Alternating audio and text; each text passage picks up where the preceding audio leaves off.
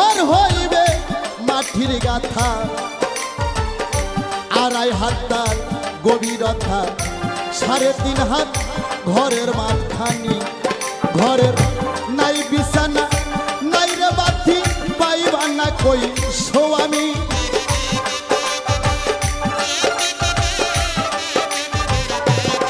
ঘরের নাই বিছানা নাই রে বাতি, পাইবা না কই স্বামী। পালকি আইলো নায়র যাইবানি, আরে শুনছনি বউ শুনছনি রে ও সোনার বউ, শুনছনি পালকি আইলো নায়র যাইবানি।